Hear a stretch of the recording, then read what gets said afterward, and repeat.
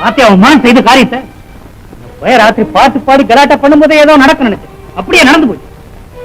தம்பி மீனா எங்கப்பா? மீனா எங்க? தெரியாது. புரியாது வேண்டா அவளை சவுக்கால் அடிச்சே இல்லையா? என்னடா பேசாம இருக்க? நான் கேட்டதுக்கு பதில் சொல்லு. அவளை அடிச்சியா? அடிச்சதா ஞாபகம். என்ன திமிரா பதில் பேசுறான் பாத்தியா? ஞாபகம் இருக்க? ஏண்டா அடிச்ச? தயவு செஞ்சு என்கிட்ட ஒண்ணும் கேட்காது. எனக்கு ரொம்ப அவமானம். உன் முட்டாள்தனத்தாலி முரட்டுத்தனத்தாலி எனக்கு தாண்டா நீ அவமானத்தை உண்டாக்குற. பொண்ணு வரவழைச்சன என்னென்னமோ செஞ்சு வந்து ஒரு நாள் கூட ஆகல. அதுக்குள்ள அவளை சவுக்கால் அடிச்சு வீட்டை விட்டு ராவோட ராவா விரட்டி இருக்கேன். உன்னை போல அயோக்கிய இந்த உலகத்துல வேற யாரும் இருக்க மாட்டான்டா. உனக்குள்ள இருக்கிற கல்யாணம். கொஞ்சம் பொருங்க. இங்க என்ன நடந்துச்சுன்னு தெரியாம அவளை ஏன் திட்டுறீங்க? உன் மகன் ரொம்ப யோக்கியன் அவனுக்கா பறிஞ்சு பேச வந்துட்டியோ? தாலி கட்டின மனைவியோட குடும்பம் நடத்த தகுதி இல்லாதவன்னு ஊராரெல்லாம் இவனை பத்தி கேவலமா பேசுறது உனக்கு என்ன தெரிய போகுது? அப்பா, எனக்கு மனைவியோட மானம் தான் பெருசு. உன்னை போல அறிவு விட்டவனுக்கு மானம் ஒண்ணு இருக்கா? இருந்தா உன் சகோதரனை பத்தி நீ முட்டை கடைதாத்தி எழுதுவியா? என்ன அப்பான்னு கூப்பிட வேண்டிய ஒரு ராஜுடா. உனக்கு அந்த அறிவு இல்லை. போதும், உண்மை என்னன்னு தெரியாம பேசாதீங்க. அந்த ராஜு ஒண்ணு பேச கோபா, நீ என் வாய் அடைச்சதோட கண்ணையும் குத்தி இருந்தா இப்படி நீ கஷ்டப்படுறத நான் பார்க்காமலே இருந்திருக்கலாமே. மந்திரா போகல போறியா? ஏய், இப்ப ராபகதூர் வீட்டுக்கு போய் ராஜு பத்தி நீ முட்டை கடைதாசி எழுதினது, மீனாவை அடிச்சது இன்னும் எனக்கு தெரியாம என்னென்ன அயோக்கியத்தனம் பண்ணிருக்கியோ அதுக்கெல்லாம் அவர் காலில் விழுவியோ மன்னிப்பு கேட்போ எனக்கு தெரியாது. அந்த பெண்ணோட வந்தாத்தான் இந்த வீட்டுல உன கேடா. இல்ல நீங்க அடியெடுத்து வைக்க கூடாது. போடா போடா.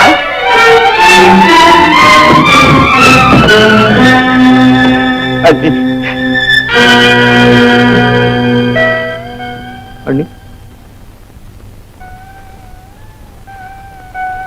ஏன் கூட பேச மாட்டேங்கிறீங்க? நீங்க செய்த தவறு உங்களுக்கே தெரியுமே. நான் தவறு செஞ்சேனா? அண்ணி, நேற்று ராத்திரி வீட்டுல நடந்தது விபரமா உங்ககிட்ட சொல்றதுக்காக தான் நான் இங்க வந்திருக்கிறேன். வேண்டாம், எல்லாம் நான் கேள்விப்பட்டேன். நான் இவ்வளவு தூரம் சொல்லி கொஞ்சம் கூட பொறுப்பில்லாம நீங்க இப்படி நடந்துகிட்டீங்கன்னா என்ன அர்த்தம்? அண்ணி, வந்ததும் வராதமா ஒரு பொண்ணு குதிரை அடிக்கிற மாதிரி சவுக்கால் அடிச்சா அவ எப்படித்தான் உங்க கூட குடும்பம் நடத்துவா? உங்க அண்ணன் இது வரைக்கும் என்ன கோமா பார்த்தது கூட கிடையாது. அவரை பார்த்தாவது நீங்க தெரிஞ்சுக்க வேண்டாம். இப்பதான் புரியுது நீ அவங்க கூட குடும்பம் நடத்த ஏன் பயப்படுறாங்க. என் கூட குடும்பம் நடத்த பயப்படுறாளா? நான் பயப்படுறேன். நீ அவ கூட குடும்பம் நடத்த நான் பயப்படுறேன். இதெல்லாம் நான் நம்ப மாட்டேன். நீங்களே நம்பலன்னா இந்த உலகத்துல வேற யாரு என்ன நம்ப போறா? அதனாலதான் சொல்றேன், இப்போவே போய் மீனாவை எப்படியாவது சமாதானம் பண்ணி கூட்டிக்கிட்டு வாங்க. அண்ணி, அவங்க வீட்டுக்கு அதெல்லாம் எனக்கு தெரியாது. மீனாவை கூட்டிக்கிட்டு வராம என் முகத்திலே முழிக்க கூடாது.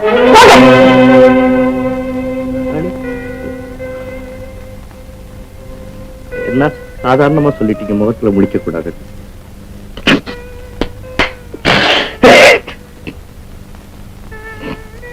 போறேன், நான் வேற யாருக்காகவும் போகல. மறுபடியும் உங்க முகத்துல முழிக்கணுங்கிறதுக்காகவே நான் போறேன்.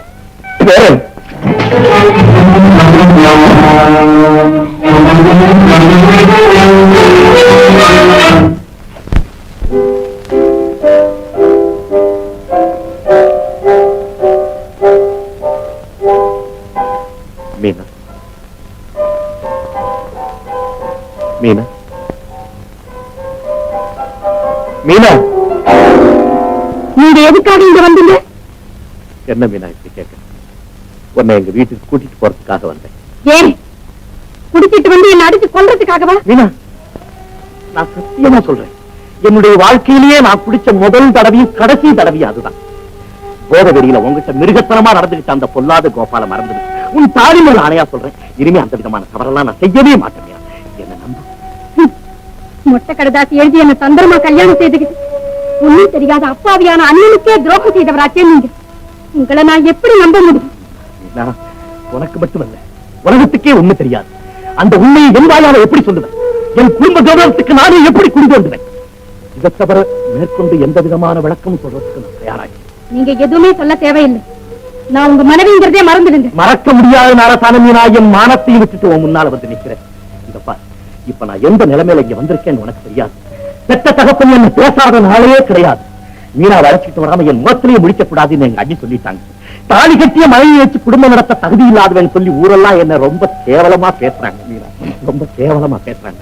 இதப்பா, மனைவி இல்லாம மன நிம்மதியோட வாழ முடியாதுங்கிற முடிவு கொண்ட பரிதாபத்துக்குரிய கோபால் உன்னை அழைக்கிறான். தயவு செஞ்சு வந்து, தயவு செஞ்சு. அந்த பேச்சை மட்டும் விட்டுடுங்க. மீனா உங்க கூட வருவான்னு நீங்க முடிவு பண்றது இருக்கட்டும். முதல்ல கனவு கூட காணாதீங்க. மீனா, நான் படிக்காதவேங்கிற ஒரே ஒரு அற்ப காரணத்துக்காக என்னை வெறுத்துடான்.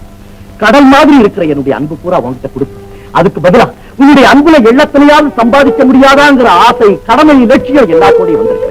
என்னை ஏமாத்திடாது மீனா, என்னை ஏமாத்திடாது. வா போவன.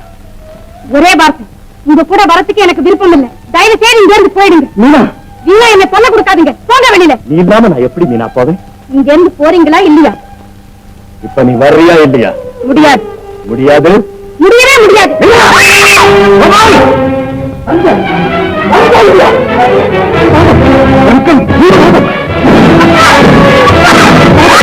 அடிக்க சித்திரவன் செய்யுங்க. ஆனா மீனாவை மட்டும் என் கூட அனுப்பிச்சிருங்க. இடியட், என் பொண்ணை அடிச்சு கொடுமைப்படுத்தி மறுபடியும் கூற வந்திருக்க. என்ன குளிர உனக்கு? யாராவது கிட்ட வந்து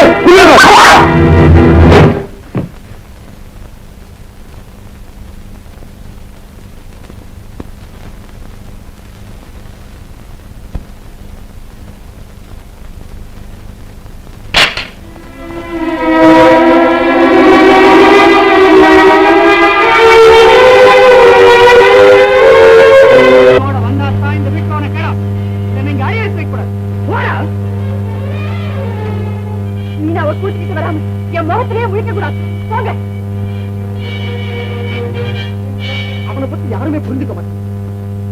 எவ்வளவு வேதனை அடைச்சு வச்சிருக்கா தெரியுமா? அவனை போய் முகத்தை பிடிச்சாங்க, வைத்தியமே பிடிச்சிடும். சரி சரி, அவன் வந்துட்டாங்க, நான் போய் பார்த்துட்டு வரேன்.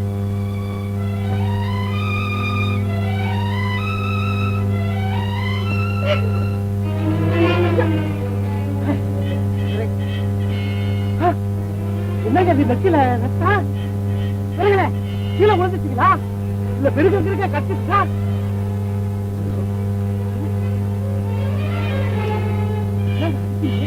பெருகல பெருகல பெருகல அந்த பாக்கி குடுத்துக்க பெருகல உங்க கால்ல பெருகல பெருகல ஆட்டையே அழிச்சிட்டு தான் போவேன். ஐயோ டேய், வீட்டுக்கு போய் துப்பாக்கி நிறைய போட்டால பாண்டாக்க நான் சொல்றதுக்கு அப்பா பெரிய போறேன், பெரிய போறேன், காப்பாத்துக்க. ஐயோ, சின்ன போற காட்டுல நின்றுக்கிட்டு என் கையில இருந்த துப்பாக்கி வெடிச்சுன்னு பிடிச்சி ஐத்தியம் பிடிச்ச ஒரு மாதிரி கண்டாக்கம் இடத்துல சுட ஆரம்பிச்சுட்டாங்க. என்ன அப்படி செய்யறீங்களேன்னு கேட்டேன். போய் என் துப்பாக்கி எடுத்துக்கிட்டு போட்டா எழுத்தி குட்டெல்லாம் போட்டுவா, இந்த பட்டாளத்தை சுட்டு பொசிக்கிறேன்னு சொன்னாங்க. வாங்க, அவனை எப்படியாவது சமாதானப்படுத்தி அழைச்சிட்டு வந்துடுங்க. அவன் எப்படியாவது ஒழிஞ்சு போகுது. அவனை பத்தி எந்த கவலை எனக்கு கிடையாது. நம்ம எஸ்டேட்ல நரிப்படிக்கல வயன்கரையில நின்றுட்டு நானே வந்து சும்மா இருக்கேன். நீ வீட்டுக்கு சொல்ல கோபால்,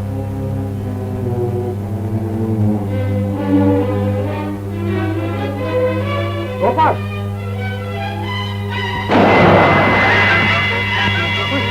என்னப்பா இது? கோபால், கோபால், நான் சொல்றது கேட்டா? கோபால், கோபால், கோபால், என்னடா நான் பாட்டு சொல்லிட்டு இருக்கேன், நீ பாட்டு சுட்டுட்ட. ஏன்டா அப்படி பாக்குற? என்னடா இது அலங்கோலம்? ராவுபதூர் அடிச்சாரா? கோபால், பைத்தியமா பிடிச்சு போச்சு. வீட்டுக்கு வந்து மனைவி அடிச்சு வரைக்கும் வயசான காலத்துல நிம்மதியா இருக்க வேண்டிய அம்மா சதா ஒன்ன பத்தி நினைச்சு கவலைப்பட வேண்டிய நிலைமைக்கு ஆனாச்சு. இப்ப மாமனார் விட்டு போய் அடி வாங்கிக்கிறோம். தெரிஞ்சா நம்ம குடும்பத்தை வச்சு என்ன நினைப்பாங்க? அப்பா ஒரு கௌரவம் என்ன ஆகுறது? இதுக்கெல்லாம் மூல காரணம் முரட்டு புத்தி முட்டாள்தனம் தான். எது வேணாலும் சொல்ல, எப்படி வேணாலும் திட்டு. ஆனா என்ன முட்டாளுன்னு நீ சொல்லாத. நீ செய்யற காரியங்களை பார்க்கறவங்க எல்லாருமே அப்படித்தான் சொல்லுவாங்க. நீ செய்திருக்க காரியங்கள் வெளியே தெரிஞ்சா முட்டாளுன்னு மட்டும் மோசக்கார அயோக்கியன்னு கூட சொல்லுவாங்க. நீ என்ன சொல்ற? ஞாபகம் இல்ல? மறந்துட்டியா? உன்னுடைய சுயநலத்துக்காக ராவ் பகதூருக்கு மூர்த்திக்கு நீயே மொட்டை கடிதாசி எழுதிட்டு அதை எழுதின அயோக்கியன் நான் தான் எல்லாரும் நம்பும்படி செய்து என்னுடைய குடும்ப வாழ்க்கையை பாழாக்குன நீயா நம்ம குடும்ப கௌரவத்தை பத்தி பேசுறேன். தம்பின்னு இன்னொரு தடவை உன் வாயால கூப்பிடாது. நான் உனக்கு என்ன கெடுதல் செய்யும்? தாய் பாசத்தை விட சகோதர பாசம் தான் சிறந்ததுன்னு எல்லாரும் நினைக்கும்படியா உங்ககிட்ட நான் பாசம் காட்டினேன். அதுக்காகவா இப்படி செஞ்சேன்? நீ படிச்சா போதும் அந்த நிலைமை எனக்கு கௌரவம் கிடைக்கும் நினைச்சேன். அதுக்காகவா இப்படி செஞ்சேன்? நீ பாஸ் பண்ணணுங்கிறதுக்காக ராத்திரி பகலா நான் கண் முழிச்சு உனக்கு காப்பி போட்டு கொடுத்து ஒரு வேலைக்கார மாதிரி நடந்துக்கிட்டனே, அதுக்காகவா இப்படி செஞ்சேன்? அதை சொல்லு, அதை சொல்லு. இப்படி எல்லாம் ஆகும் தெரிஞ்சிருந்தா நான் அப்படி எழுதிருக்க மாட்டேன்டா. எழுதிருக்க மாட்டேன். சரி, அந்த மொட்டை கடிதாசி யாரோ எழுதிருக்காங்க, இத பாருன்னு நான் உங்ககிட்ட காமிச்சப்போ நீதான் எழுதுறேன்னு ஒத்துக்கிட்டு இருக்கலாம் இல்ல? ஏன் ஒத்துக்கிறேன்? கோபால் நாசமா போனா பரவாயில்லை, அதனால உன்னுடைய கௌரவம் பாதிக்கப்படக்கூடாதுன்னு நினைச்சேன். அப்படித்தானே? கோபால் எனக்கு மன்னிச்சிரு. கோபால் எனக்கு மன்னிச்சிரு. நீ செய்த தவறுக்கு உலகத்துல யாருமே உன்னை மன்னிக்க மாட்டாங்க. எந்த இதயமும் உனக்கு யாக்கம் காட்டாது. என்ன சுற்றாது வளர்க்கப்பட்ட என் கையால கேவலம் ஒரு கொலையா சுடுவேன். உன்னை போல சகோதர துவக்கிய துப்பாக்கியால சுட்டு பிரயோஜனம் இல்லை.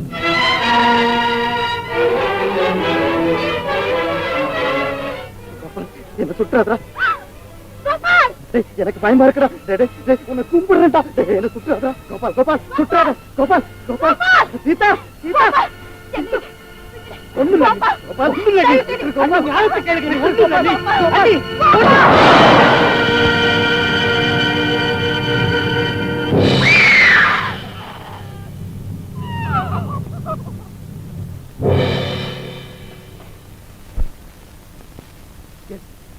என்னாச்சு? நான் சுடலையே அண்ணி. உங்க கையை இதுல அண்ணன் கையை நான் சுடல. நான் சுடல அண்ணி. அண்ணா அண்ணா ஐயோ ஐயோ, நான் ஒண்ணு சுடல. நான் ஒண்ணு சுடல.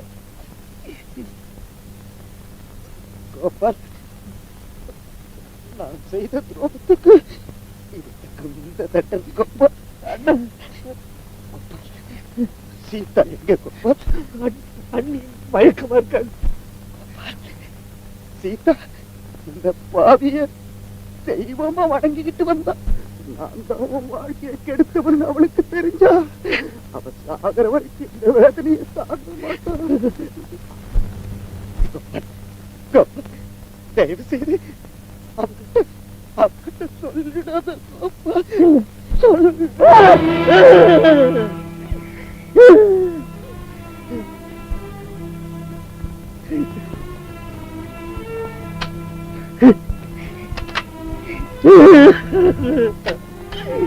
அண்ணே அண்ணே அண்ணே, ஐயோ அண்ணனை சுட்டுட்டீங்களே. நான் சுடல, நான் சுடல, நான் சுடல, நான் சுடல.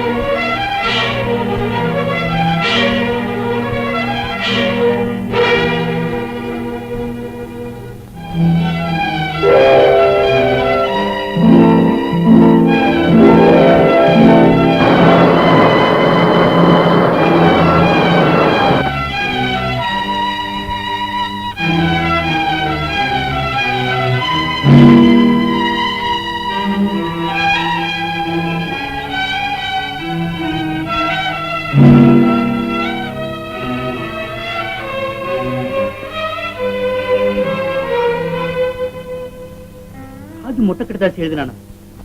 மகளம் ஜுர வயத்துல ஏதாவது உளறியா?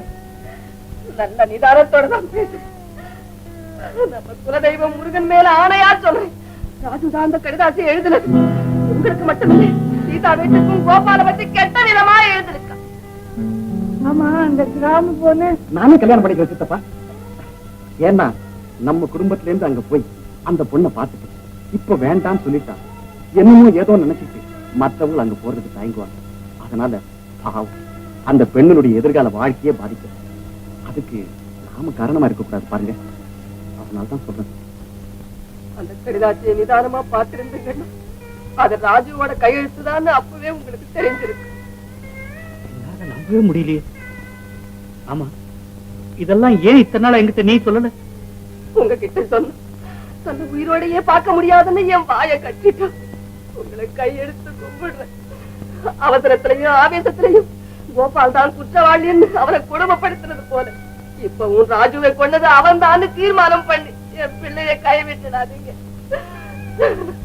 யார் செய்த பாவமும் நம்ம வம்ச விளக்குல ஒண்ணு அணைஞ்சு போச்சு. இருக்கிற ஒரு விளக்கையும் அணைச்சிடாதீங்க, அணைச்சிடாதீங்க. அணைக்க மாட்டேன் மங்க, அணைக்க மாட்டேன். என் மகன் தான் கூட பிறக்காத அண்ணனுக்காக இவ்வளவு பெரிய தியாகம் செய்திருக்கான்னு நினைக்கும் போது என்னால அந்த மகிழ்ச்சியை தாங்க முடியல மங்க, தாங்கவே முடியல. நீ மட்டும் கொஞ்சம் அனுசரிச்சு போயிருந்த என் பிள்ளையோட வாழ்க்கை இப்படி எல்லாம் ஆடி காத்துல அகப்பட்ட அகல் விளக்கு மாதிரி ஆயிருக்காது. என்ன மன்னிச்சிருங்க, மன்னிச்சிருங்க. படிச்சிருக்கோங்கிற அகம்பாவத்துல பண்பை இழந்துட்டு படிச்சா மட்டும் போதாதுங்கிறத புரிஞ்சுக்கிட்டாச்சு, புரிஞ்சுக்கிட்டேன். லட்சுமி, நீ கொஞ்சம் தங்கச்சியை பாத்துக்க. நாங்க போய் மாப்பிள்ளையை விடுதலை பண்றதுக்கு வேண்டிய ஏற்பாடு செஞ்சுட்டு வரோம். அப்பா நானும் வரேன். சரிம்மா, வாங்க தம்பி. வர மங்க.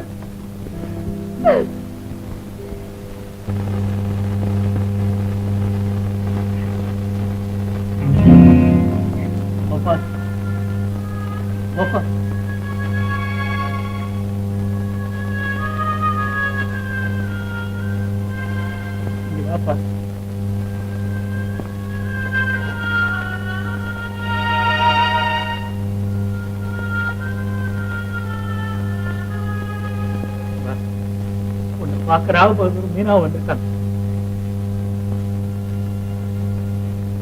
ஆமா சொல்லு, ஆச்சரியமா இருக்க. முகத்தை பார்க்கவே எனக்கு வெக்கமா இருக்கு. உன் எதற்கு நிக்க கூட அழகதில்லை. நாங்க என்ன தவறு செஞ்சோம்? என்னையும் மீனாவும் மன்னிச்சு தம்பி. புனிதமான உங்களை புரிஞ்சுக்காம இந்த நிலைமைக்கு ஆளாக்குன என்ன மன்னிச்சிருங்க. கண்ணை சேர்த்து போச்சு. கண்ணி விதவையாயிட்டாங்க. என்ன யாரு மன்னிக்க? என்ன நடந்ததுன்னு உண்மையை சொல்லுங்க. எவ்வளவு பெரிய வக்கீல வச்சா உங்களை விடுதலை செய்ய அப்பா காத்துக்கிட்டு இருக்கார். விடுதலையா? நான் தான் கொலைகாரனாச்சு. எனக்கு எப்படி விடுதலை? இல்ல, நீங்க கொலை செய்திருக்கவே மாட்டீங்க. கடுதாசி எழுதுனது கூட உங்க அண்ணன் தான். உங்களை பத்திய எல்லா விவரத்தையும் அத்து சொல்லிட்டாங்க.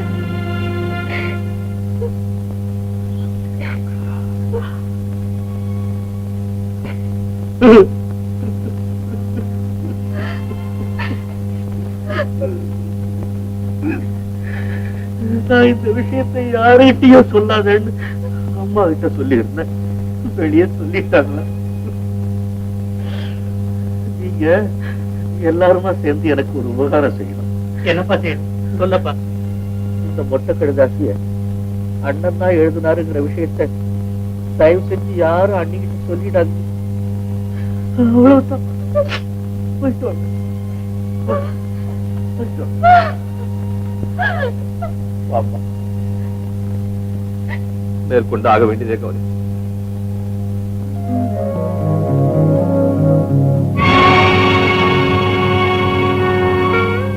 சாப்பிடவாமா, எத்தனை நாளைக்கு தீர்க்க போறேன்? கோபாலுக்கு பத்தி தெரிஞ்சு போச்சு. புதன்கிழமை அன்னைக்கு கேஸ் ஆரம்பமான போது மச்சி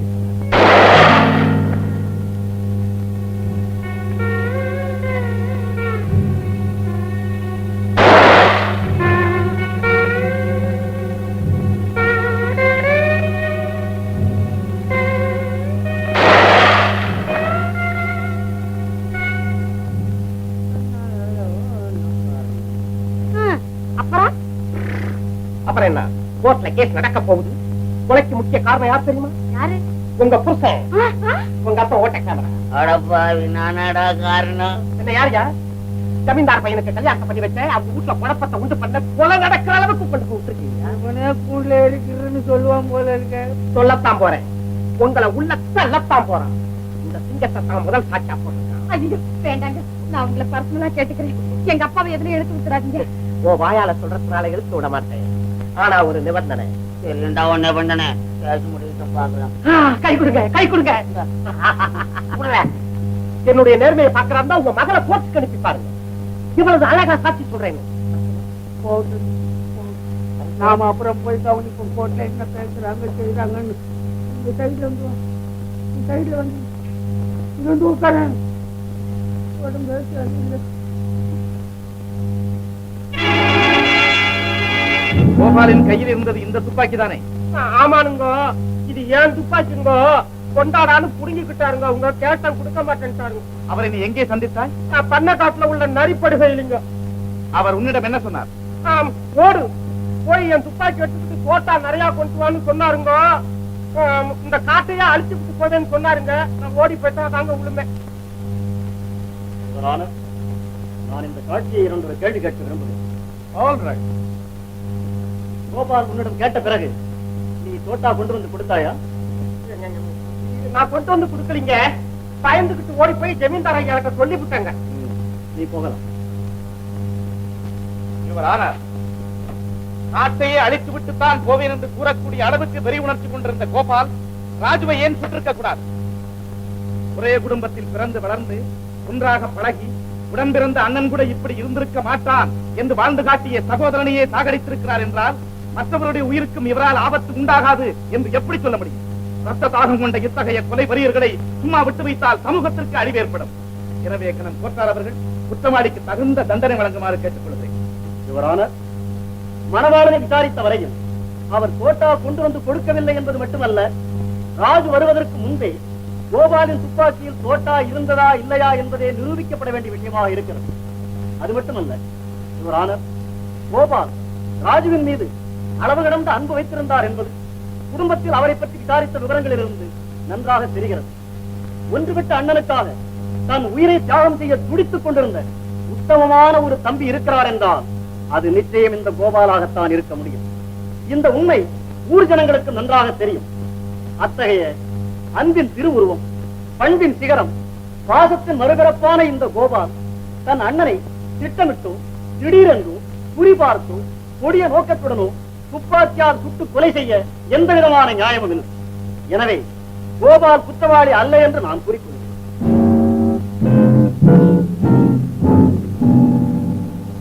இந்த வழக்கு சம்பந்தப்பட்ட வாத பிரதிவாதங்களையும் விவரங்களையும் கவனித்து வந்தது.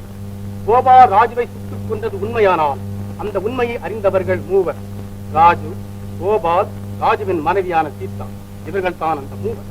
இவர்களில் ராஜு இறந்தவர். அவர் மீண்டும் உயிர் பெற்று வரப்போவதில்லை. இரண்டாவது நபர் குற்றம் சாட்டப்பட்ட கோபால். கோபால் கொலை செய்யவில்லை என்று அவர் சார்பாக வக்கீல் வாதாடுகிறார். மூன்றாவது நபர் கொலை செய்த இடத்தில் இருந்த ராஜுவின் மனைவி சீதா. அவர்தான் அந்த கொலையை கண்ணால் கண்ட ஒரே சாட்சி. கடைசியாக அவர் சொல்ல போகும் சாட்சியத்தை பொறுத்துதான் இந்த கோர்ட் தீர்ப்பு வழங்க முடியும். அதுவரை இந்த வழக்கை நான் ஒத்தி வைக்கிறேன்.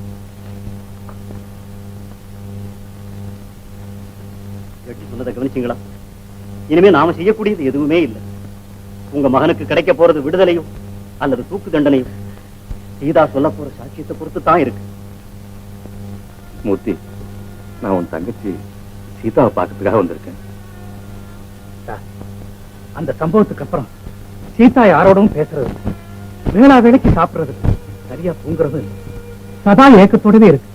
இந்த நிலைமையில அண்ணா, என்ன பார்த்தா அக்கா பேசாம இருக்க மாட்டாங்க. நான் சந்தோஷமா இருக்கணுங்கிறதுக்காக அப்ப அவங்க பட்ட பாடு எனக்கு நல்லா தெரியும். வாங்க.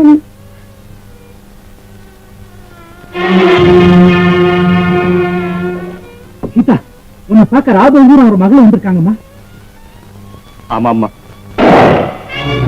அக்கா, உங்களை பார்த்து ஒரே ஒரு வார்த்தை பேச அனுமதி கொடுங்க. அந்த ஒரு வார்த்தை கூட வேண்டாம்மா. என் மக கண்ணீரை மட்டும் நீ பார்த்தா போதும். சீதா, கதவை தரமா. சீதா, சீதா.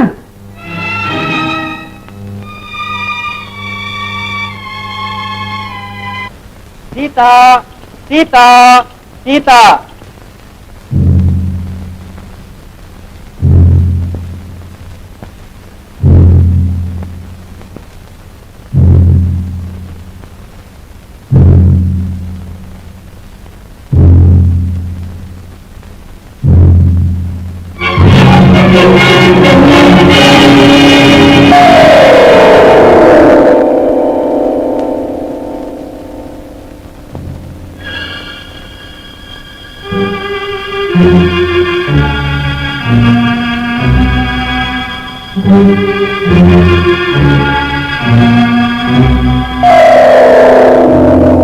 அடடா, என்ன இதெல்லாம்?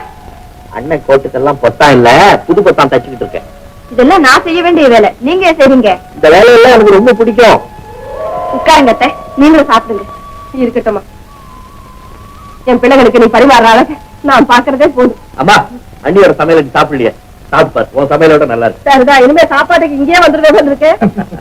உள்ளம் சொன்னதை மறைத்தவன் இல்லை, ஊருக்கு தீமை செய்தவன் இல்லை. உள்ளம் சொன்னதை மறைத்தவன் இல்லை, ஊருக்கு தீமை செய்தவன் இல்லை. வல்லவன் ஆயினும் நல்லவன், வல்லவன் ஆயினும் நல்லவன்.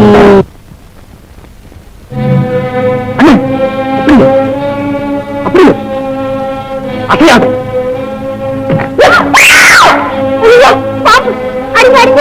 வேண்டாம், அதை அடிக்க வேண்டாம். தப்பு பண்றவங்களை தான் அதுக்கு அடிக்கும்.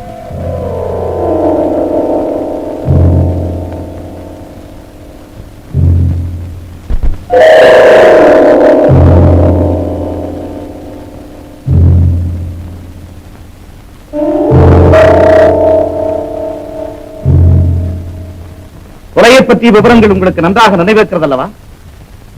உங்கள் கணவரை துப்பாக்கியால் சுட்டுக் கொன்றது இவர்தானா? இதோ பாருங்க, இவர்தானா?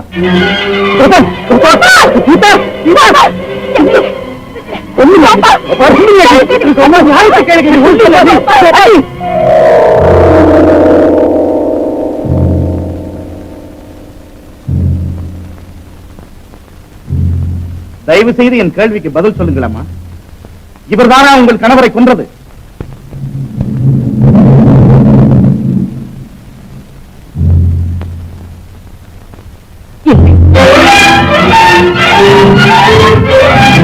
இல்லை என்பதற்கு என்ன ஆதாரம்? கோபால் கையில் துப்பாக்கியோடு என் கணவருடன் பேசிக் கொண்டிருந்ததை பார்த்து நான் பயந்து குறுக்கே பாய்ந்து துப்பாக்கியை பறிக்க முயற்சி செய்தேன். ஒன்றுமில்லை, விடுங்கள் விடுங்கள் என்று கோபால் சொன்னான். ஆனால் என்னையும் மீறிய ஆவேசத்தில் கோபாலுடன் நான் போராடினேன். ஒரே சமயத்தில் மூவருடைய கைகளும் துப்பாக்கியில் இருந்தன. அந்த நிலைமை யாருடைய கைப்பட்டு குண்டு வெடித்தது என்பது எனக்கு தெரியும்.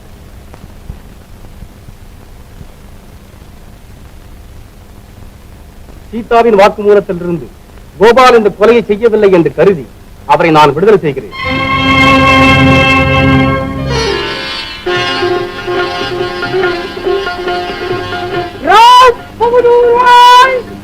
கைலாசம், என் மகளுக்கு வாழ்வு கண்டிப்பா.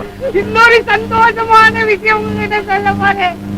20 வருஷமா பார்த்த இந்த புரோக்கர் வேலை இன்னோட நின்று எல்லாத்துக்கும் இந்த காலம் கட்டு போச்சு. இனிமே அவங்களே பொண்ணு பார்த்து அவங்களே முடிச்சு போனோம். குறுக்க ஒருத்தன் நின்னு தகராறுல தான் முடியுது. நான் போயிட்டு வரேன். நான் ஒரு போட்டோ கடை வச்சு ரூபாய்க்கு 4 5 அடிச்சா நான் முன்னேறிடுவேன். அவ்வளவுதான். நானும் மாமா கூடவே இருந்தேன்.